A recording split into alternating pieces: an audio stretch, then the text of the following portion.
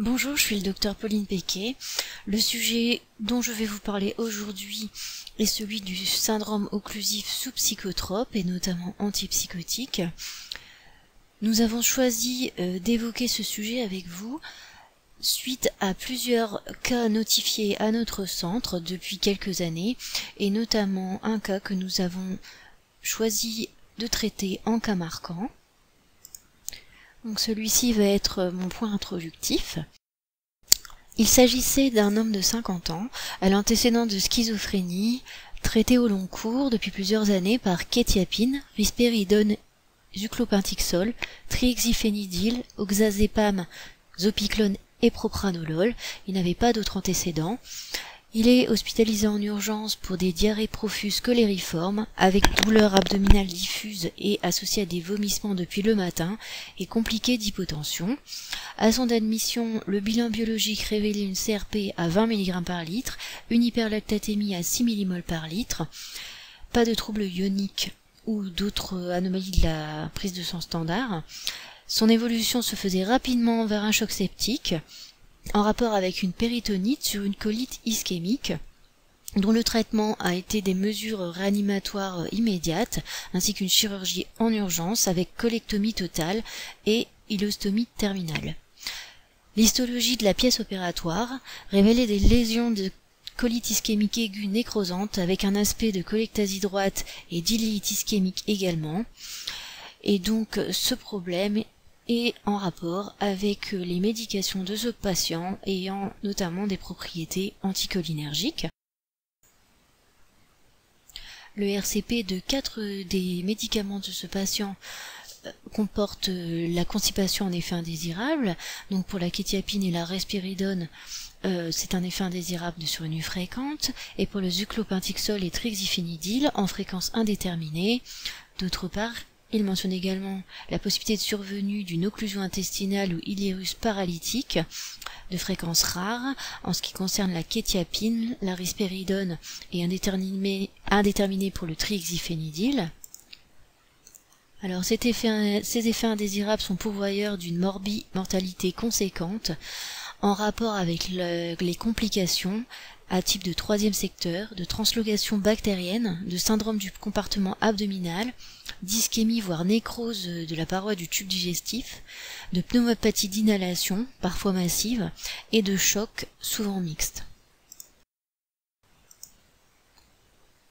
Donc pour rappel, les propriétés anticholinergiques des médicaments découlent d'un antagonisme au niveau des récepteurs muscaréniques de l'acétylcholine, provoquant un déséquilibre du système nerveux autonome avec une augmentation du tonus sympathique.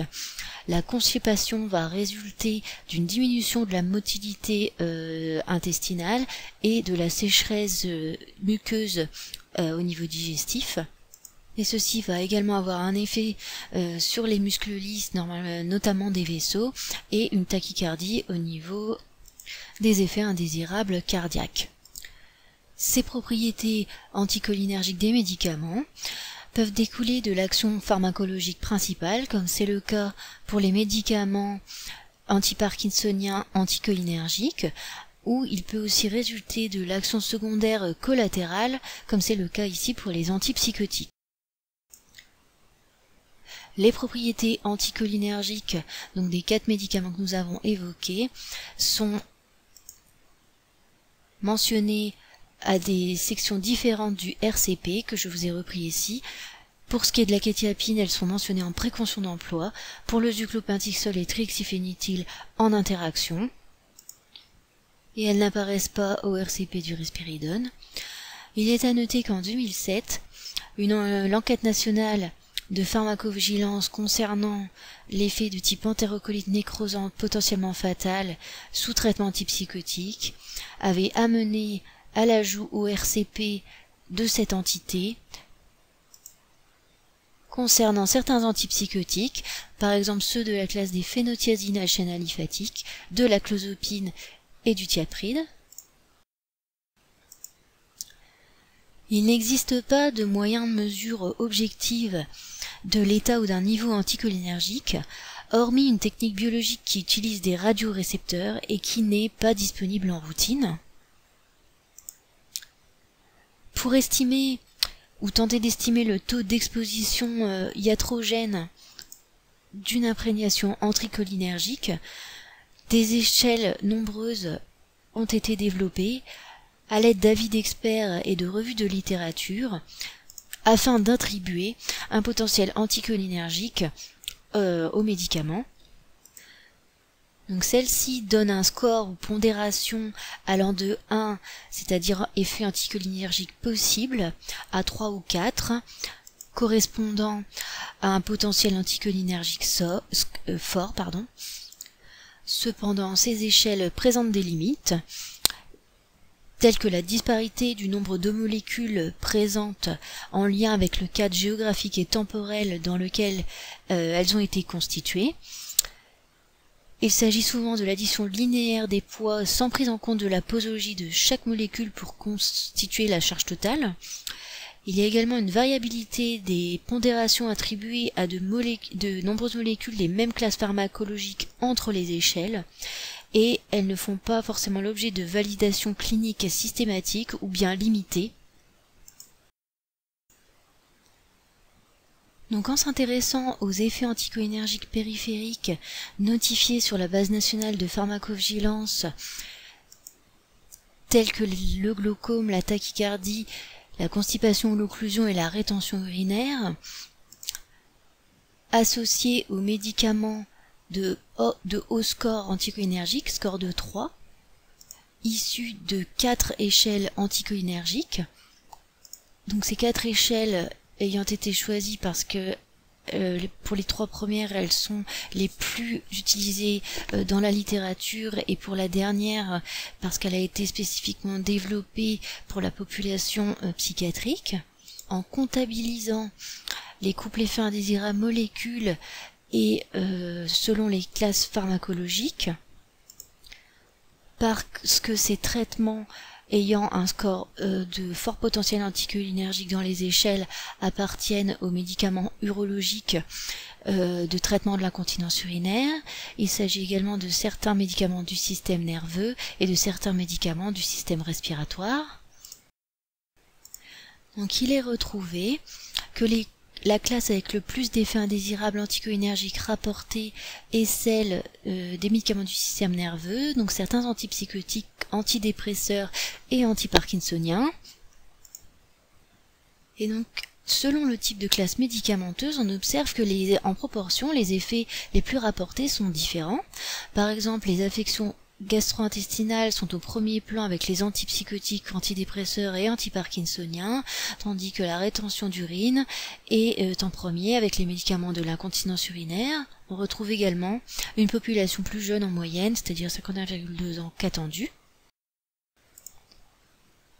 Il y avait 1522 cas notifiés avec les antiparkinsoniens anticholinergiques, bipéridène, trexifénidil et tropatépine, certains psycholytiques, donc l'hydroxyzine, clozapine, olanzapine, kétiapine, propériciazine, pipiotiazine, corpromazine et siamémazine, ainsi que certains psychoanalectiques, la paroxétine, la mitriptyline, la moxapine, les imipraminiques, la doxépine et la mapropyétyline, où l'on retrouve les affections gastro-intestinales les plus associées avec constipation et occlusion, viennent ensuite les tachycardies, et puis les affections du rein et des voies urinaires. Au sein des affections gastro-intestinales, il s'agissait de constipation, de syndrome occlusif et de nausées-vomissements. Et donc parmi ces affections gastro-intestinales, 54% étaient associées aux médicaments score 3 de la classe des psycholytiques, 25% aux antiparkinsoniens et 21% aux psychoanaleptiques. De la même façon, en prenant ces effets associés aux médicaments de score 1 qui appartenaient aux mêmes classes pharmacologiques, on obtenait 601 cas notifiés, ce qui est moindre, et les proportions d'effets indésirables montraient en premier lieu les affections cardiaques, suivies par les affections du rein et des voies urinaires, du système nerveux, puis les affections gastro-intestinales.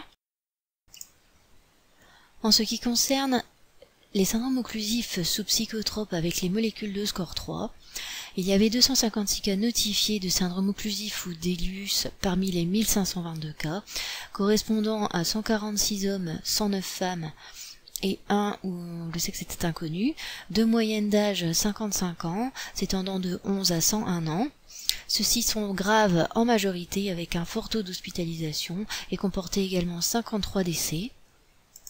La figure du bas reprend le taux de notification par an de cet effet indésirable et on voit une proportion stable de cas déclarés depuis environ 2 dizaines d'années. Donc dans ces cas de syndrome occlusif, il est retrouvé un seul médicament suspect pour cet effet dans 19% des cas et dans 87% des autres cas, 1 à 5 médicaments suspects.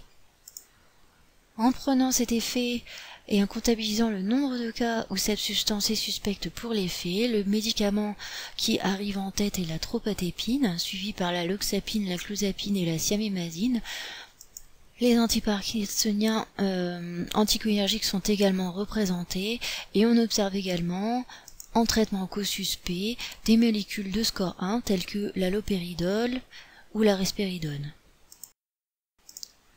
Au niveau de la description clinique, il est retrouvé dans 30% des cas un fécalome et dans 16% une stase stercorale qui est souvent décrite par l'imagerie. 5% de ces cas comprenaient un volvulus, 10% un syndrome d'Ogilvie, 11% mentionnent une ischémie intestinale et 6% une nécrose ou un infarctus mésentérique ou une perforation. On relève également dans 26% des cas un choc et dans 9% une défaillance multiviscérale. Dans 10% il est mentionné une pneumopathie d'inhalation. Sur le plan thérapeutique, une chirurgie de résection d'emblée dans 1/5 des cas, un traitement médical dans 50%, et il y a également une impossibilité, souvent dans les cas de décès, ou alors chez des patients arrivant graves, où des mesures de réanimation sont entamées, mais le patient est d'emblée réfractaire à celle-ci. Au niveau des antécédents, on retrouve dans environ 20% des cas la mention d'un syndrome occlusif ou d'une constipation ou d'un trouble digestif. Et il est rarement relevé des facteurs de risque cardiovasculaire. Le dosage pharmacologique d'un des traitements antipsychotiques ou anticholinergiques est très rare. De même, le traitement laxatif systématique est rarement retrouvé. Il est retrouvé une instauration quand le patient débute à être symptomatique de la constipation ou son occlusion. Concernant la notification de cet effet indésirable avec les molécules anticholinergiques de score 1, on retrouve un taux de notification qui est bien moindre, il s'agit de 36 cas sur 601, mais dont 35 cas graves, avec 7 décès, 1 pronostic vital engagé, 25 hospitalisations. Il est également mention de 2 chirurgies exploratrices. Le reste de ces cas comporte un traitement médical.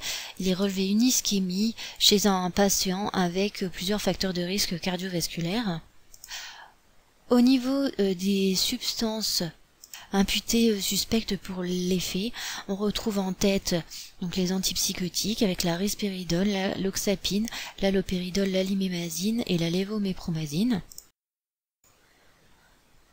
Donc ce type d'effet indésirable est principalement notifié avec les médicaments du système nerveux de score 3 des échelles.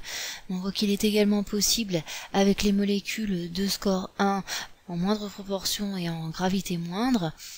Ceci découle des propriétés anticholinergiques de ces médicaments, mais également pour ce qui concerne les antipsychotiques qui sont liés aux effets sur les systèmes dopaminergiques, sérotoninergiques, histaminergiques et noradrénergiques au niveau du système nerveux entérique. Pour les antipsychotiques, cela paraît constituer un effet de classe. Et donc en ce qui concerne ces traitements à propriété anticholinergique, il se pose la question de la sensibilisation des prescripteurs et des médecins prenant en charge ces patients à la prévention systématique par prescription associée de traitements laxatifs et de mesures hygiéno-diététiques dans la mesure du possible, comme ceci est déjà le cas avec d'autres classes de médicaments qui peuvent occasionner cet effet par un autre mécanisme. En exemple, je prendrai le traitement morphinique, afin d'essayer d'avoir une action sur la survenue de cet effet indésirable qui peut être gravissime. Voilà, je vous remercie de votre attention et je reste disponible à l'adresse suivante si vous avez des questions.